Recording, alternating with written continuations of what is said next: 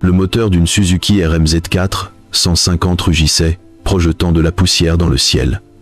Tous les regards étaient fixés sur un homme frêle au sourire calme mais plein de détermination. Kurodo, Cloud Toda, le japonais, qui faisait retenir leur souffle à des foules entières chaque fois qu'il s'élançait dans les airs.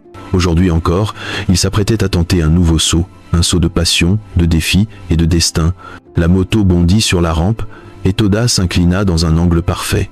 L'homme et la machine ne faisaient plus qu'un, suspendus ensemble dans le vide. Le temps sembla s'arrêter. Cloud Toda volait comme un oiseau libre, là où il avait toujours eu le sentiment d'appartenir. Le soleil se reflétait sur son casque, la poussière flottait comme une brume dorée, et la foule retenait son souffle. Allait-il réussir à corriger sa trajectoire, ou tout cela allait-il se terminer dans le fracas? Un mouvement impeccable, une rotation douce, maîtrisée. La moto de plus de 100 kg glissa latéralement dans l'air, traçant une ligne de feu à l'horizon. Puis, l'arène explosa en cris de joie. Cloud atterrit sans vaciller, d'une précision parfaite. Un léger sourire traversa son visage. Il savait. Il était né pour voler. Pour les spectateurs, c'était un instant de gloire. Pour Cloud Toda, c'était un fragment de sa vie, un moment où il retrouvait son identité, après tant de défaites infligées par le destin. Il avait eu les os brisés, il avait passé des mois cloué au lit. Les médecins lui avaient dit qu'il ne marcherait plus jamais. Mais au lieu d'abandonner, il avait choisi de s'élever, plus haut que la douleur. Sur sa moto, il n'était plus un homme paralysé, il était la liberté elle-même. Dans le monde du motocross, on l'appelait affectueusement Cloud, le nuage, parce qu'il passait plus de temps dans le ciel que sur la terre. Personne ne croyait que cet homme était paralysé. Personne ne savait que chaque saut était un pari contre la mort. Cloud ne voulait pas de pitié. Il voulait vivre avec le rugissement du moteur, l'odeur de l'essence et l'adrénaline du danger. Mais le destin ne pardonne jamais à celui qui le défie. L'endroit où il avait trouvé le sens de sa vie, la piste, le ciel, le feu de sa passion, allait devenir celui où il la perdrait. Un feu bien réel, impitoyable, l'attendait. Au crépuscule, sur le 774 Compound près de Tokyo, Cloud s'entraînait encore à perfectionner ses whips, ses rotations latérales en plein vol, pour réaliser son rêve, participer aux X Games. Chaque saut, chaque atterrissage maîtrisé le rapprochait un peu plus du ciel.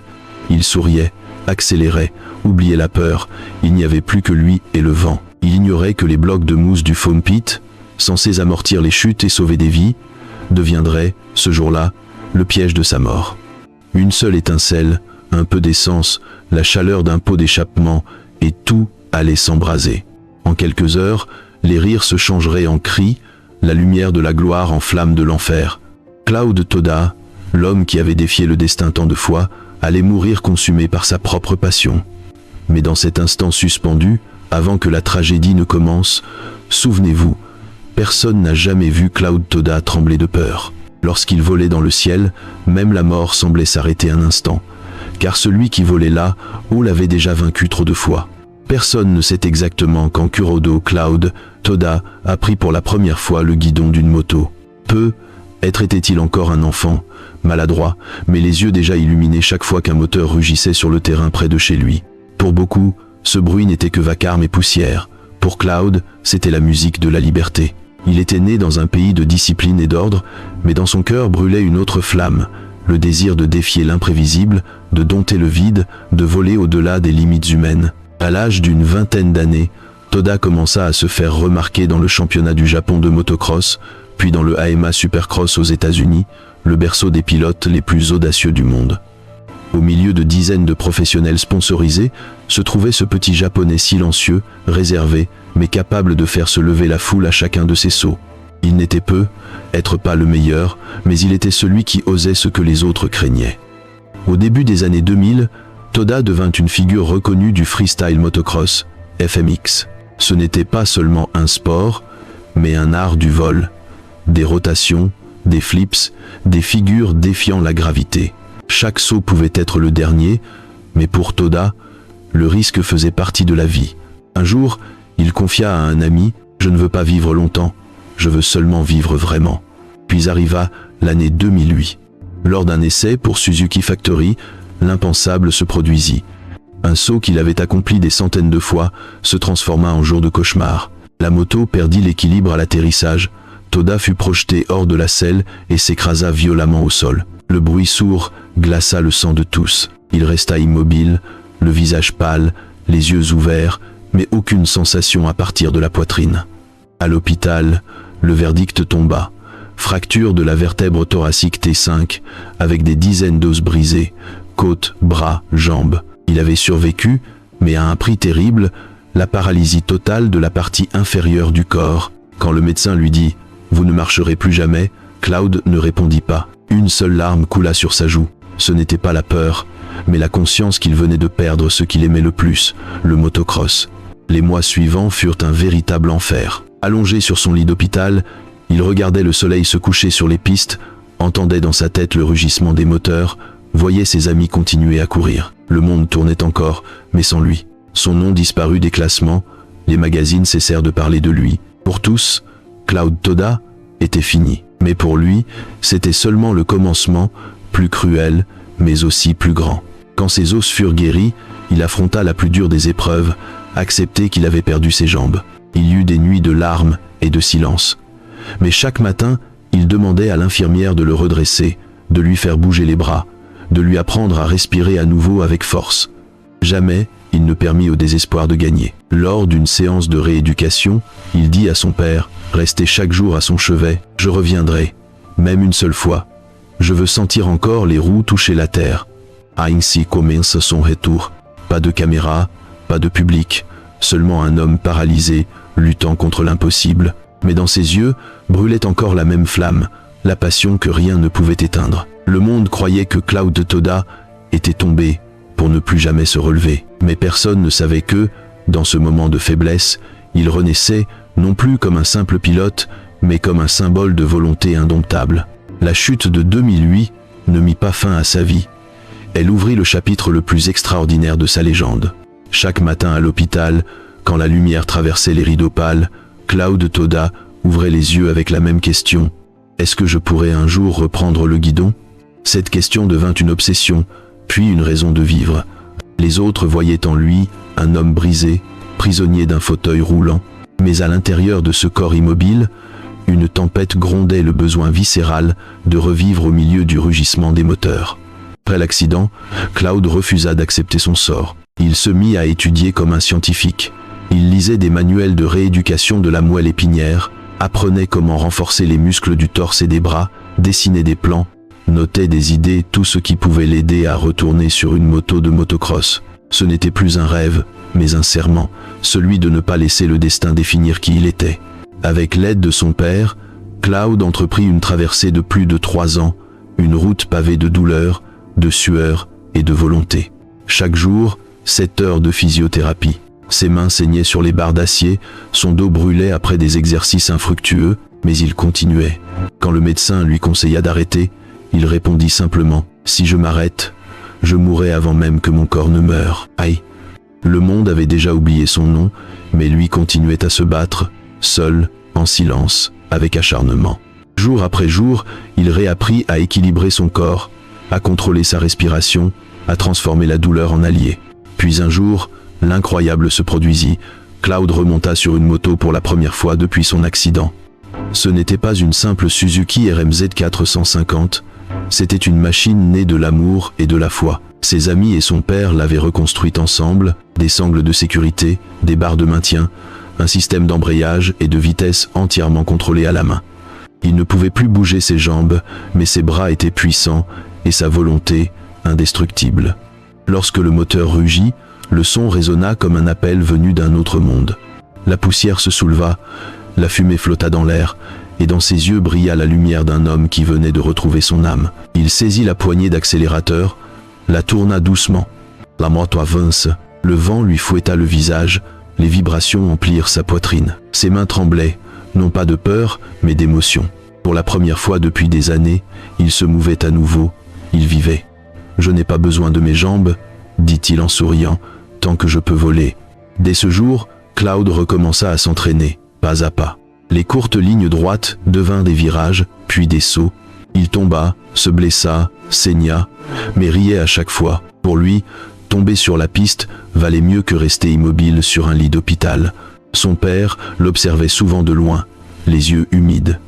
Il savait que son fils jouait avec le feu, mais il savait aussi que lui interdire de voler reviendrait à lui retirer sa raison d'exister. En 2014, Cloud Toda revint officiellement sur la scène du motocross, lors de petites exhibitions. Une vidéo le montrant en train de dériver et de sauter avec sa moto modifiée fit le tour du monde. Personne ne l'appelait plus le pilote paralysé. Il était désormais l'homme qui vole sans peur. Les magazines le décrivaient comme la flamme de l'esprit japonais, et même des légendes comme Taka Higashino et Jeremy Steinberg lui rendirent hommage. Mais le plus impressionnant n'était pas qu'il ait recommencé à piloter, c'était son sourire. Un sourire calme, apaisé, celui d'un homme qui avait regardé la mort en face et qui avait gagné.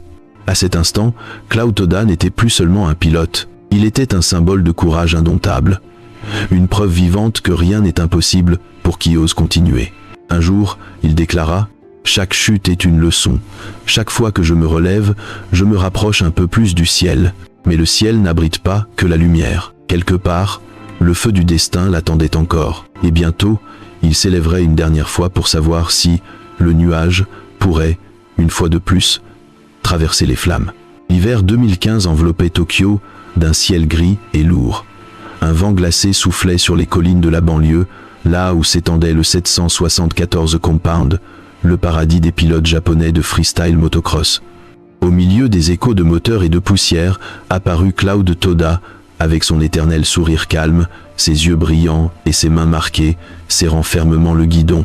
Il avait 32 ans, paralysé de la poitrine jusqu'aux pieds, mais dans son cœur brûlait une flamme plus vive que jamais. Ce jour-là, il était venu pour perfectionner le whip, la figure où le pilote fait pivoter sa moto latéralement dans les airs, un mouvement à la fois sublime et mortel. C'était le dernier pas avant de réaliser son rêve, participer aux X Games, la scène où seuls les plus audacieux affrontent le ciel. Cette fois, ce sera parfait, dit-il doucement à son père. L'homme hocha la tête, partagé entre la fierté et la peur. Autour de la piste, amis, ingénieurs et anciens coéquipiers observaient en silence. Ils savaient qu'on ne pouvait pas l'arrêter, car pour Cloud, le motocross n'était pas un sport, c'était sa façon d'exister. Le moteur de sa Suzuki RMZ4, 150 rugit, profond, puissant, vibrant. Il tourna la poignée d'accélérateur, et la moto bondit, soulevant des nuages de sable et de poussière. Au sommet de la rampe, il tira légèrement sur le guidon. La moto s'envola, se retourna latéralement, traçant dans le ciel un arc parfait. Pendant quelques secondes, il sembla ne plus appartenir à la terre. Sous le soleil pâle d'hiver, un homme sans jambes volait à nouveau. La foule retint son souffle, puis un tonnerre d'applaudissements éclata lorsqu'il atterrit en douceur. Une fois, 2 fois, 3 fois, chaque saut était impeccable, chaque réception un chef-d'œuvre. L'atmosphère se détendit. Certains riaient, d'autres prenaient des photos.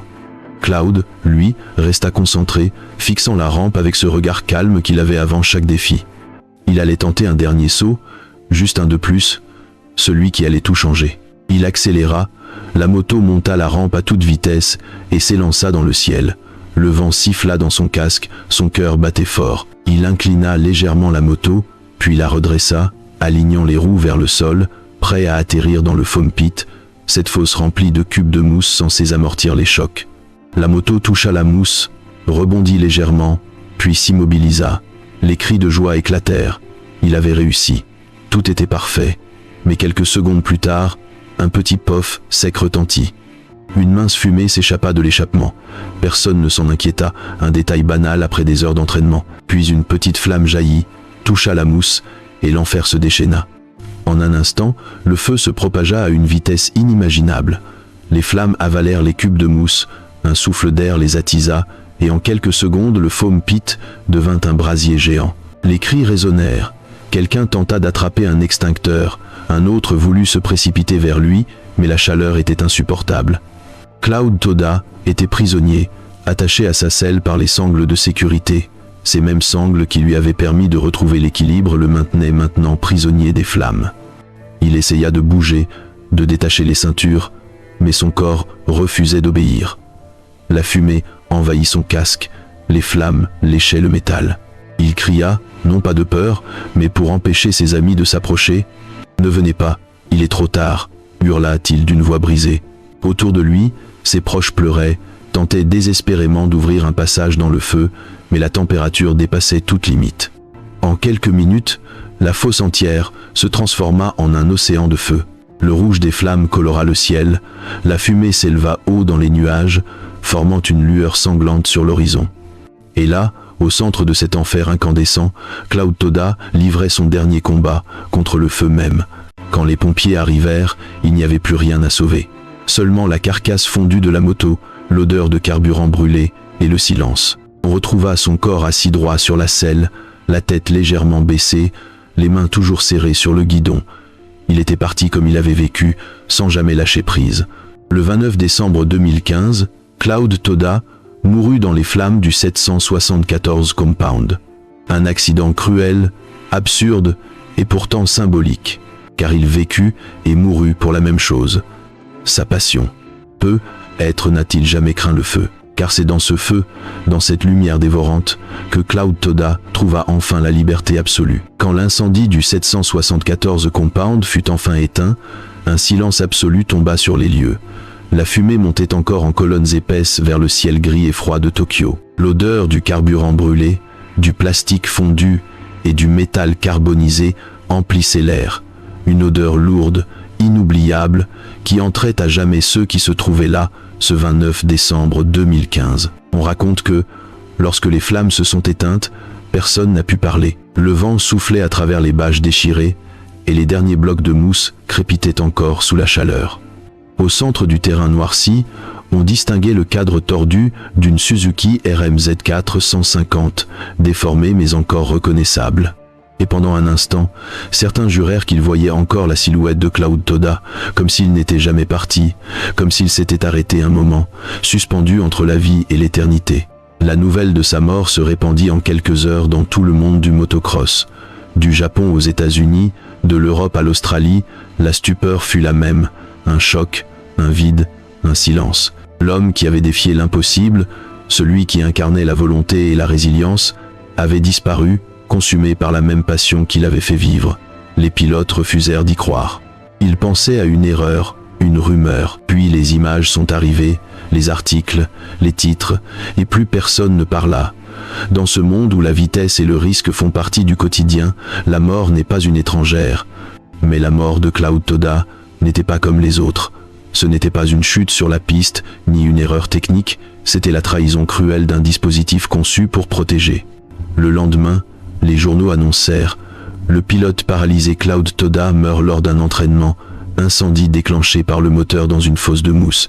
Les réseaux sociaux furent envahis de messages, des centaines de commentaires, des larmes, de la colère. Colère contre la négligence, contre l'absence de normes de sécurité, contre un système qui célébrait le courage, mais oubliait la prudence. Et pourtant, au milieu du tumulte, il y eut un autre son, le silence de ceux qui le connaissaient vraiment. Car ceux qui avaient partagé la piste avec lui savaient que Cloud Toda n'avait jamais eu peur du danger. Ils l'acceptaient, ils vivaient avec lui. Pour lui, la liberté existait uniquement sur cette ligne fragile entre la vie et la mort. Son père, celui qui l'avait accompagné du lit d'hôpital jusqu'à la piste, resta assis près des débris, les mains tremblantes serrant un gant noirci par les flammes. D'une voix à peine audible, il murmura « Du hast nu ta promesse Cloud, du hast freimen follet ». Quelques jours plus tard, ses amis organisèrent une cérémonie sur le lieu même de l'accident. Ils y installèrent une plaque de bois sur laquelle était gravée une phrase en japonais. « Il a traversé les flammes pour nous apprendre à ne jamais avoir peur ». Ce jour-là, personne ne pleura. On entendit seulement le rugissement des moteurs, 32 accélérations, une pour chaque année de sa vie. Après la mort de Cloud Toda, le monde du freestyle motocross changea. On découvrit que ces fosses de mousse, censées être sûres, étaient en réalité des pièges mortels si elles n'étaient pas traitées avec des matériaux ignifugés. De nouvelles règles furent imposées, mousse anti-feu, liquide ignifuge, contrôle renforcé. Au Japon, aux États-Unis et en Australie, le nom de Cloud Toda figura dans chaque rapport officiel, comme un avertissement, comme un symbole. Parfois, un sacrifice est nécessaire pour que d'autres puissent vivre. Pour les pilotes, Cloud n'était plus seulement un athlète. Il devint un symbole de résilience, la preuve qu'on peut toujours se relever, même après la chute. Dans les communautés et les forums FMX, on commença à l'appeler le phénix du motocross, l'homme renaissant de ses cendres pour inspirer les autres à voler plus haut. Au Japon, un groupe de jeunes ingénieurs lança le projet Cloud Ride, destiné à créer des motos adaptées aux personnes handicapées, inspiré par le modèle que Cloud avait lui-même conçu. Et sur la piste où il était tombé, les jeunes pilotes, avant de démarrer leur moto, levaient encore les yeux vers le ciel, là où ils croyaient que Cloud continuait de voler. Et peut-être avait-il raison, car dans chaque saut, dans chaque volée de poussière, dans chaque roue suspendue dans les airs, on peut encore sentir l'esprit de cet homme qui osa défier la gravité, le destin et la mort elle-même. Cloud Toda n'a pas vécu longtemps, mais il a vécu intensément, pleinement, librement, avec le feu dans le cœur. Sa mort n'a rien éteint. Elle a seulement fait briller sa lumière plus fort, une lumière qui continue de brûler dans le cœur de ceux qui rêvent, tombent et se relèvent pour voler encore. Il existe des hommes qui vivent toute une vie sans jamais atteindre leurs rêves. Et puis il y a ceux, comme Cloud Toda, à qui 32 années suffisent, brèves, mais brûlantes, pour toucher du doigt ce que des milliers d'autres n'osent qu'imaginer. Son histoire ne s'est pas arrêtée au 774 Compound, là où le feu mit fin à son souffle. Au contraire, c'est de ce feu qu'est née une légende, celle d'un homme qui a traversé la peur, la douleur et les limites du corps pour trouver la liberté absolue. Après ses funérailles, sa photo fut placée sur un drapeau japonais à côté de son casque partiellement brûlé. Sur celui-ci, quelqu'un avait écrit au marqueur noir « Never Stop Flying ». Personne ne sut jamais qui avait tracé ces mots, mais ils devinrent le mantra éternel du monde du freestyle motocross. Chaque année, à la fin du mois de décembre, fans, amis et pilotes se réunissent à Tokyo pour le Cloud Memorial Ride, une journée sans compétition, sans trophée, seulement des sauts symboliques, offert à la mémoire de celui qui n'a jamais cessé de défier la gravité. On ne le pleure pas avec des larmes, mais avec de la fumée, des moteurs et de la lumière, la seule langue que Cloud ait jamais utilisée pour dire au monde qu'il vivait encore, quelque part, là, haut, entre la terre et le ciel. Pour beaucoup, Cloud Toda est bien plus qu'un pilote. Il est la preuve vivante de la puissance de la volonté humaine. Lorsque son corps se brisa presque entièrement dans l'accident de 2008, la médecine affirma qu'il ne marcherait plus, qu'il ne piloterait plus jamais. Mais dans ces heures de désespoir, Cloud entreprit un autre voyage, celui de l'âme, plus forte que la chair. Il n'avait pas besoin de jambes pour avancer. Il avait des ailes faites de foi et de détermination. Et ses ailes le portèrent à nouveau sur la piste, puis au-delà, là où seuls ceux qui osent aller jusqu'au bout de leurs rêves peuvent atteindre. Aujourd'hui, son nom évoque bien plus qu'une tragédie. Il évoque un message. Il n'existe pas de limite à la passion, sauf celle que tu t'imposes. Sur les circuits du Japon, on suspend des banderoles à son nom. Certains jeunes pilotes se font tatouer sur le bras « Ride like Cloud », pilote comme Cloud, pour se rappeler qu'il n'est jamais trop tard pour vivre pleinement, jamais trop tard pour oser.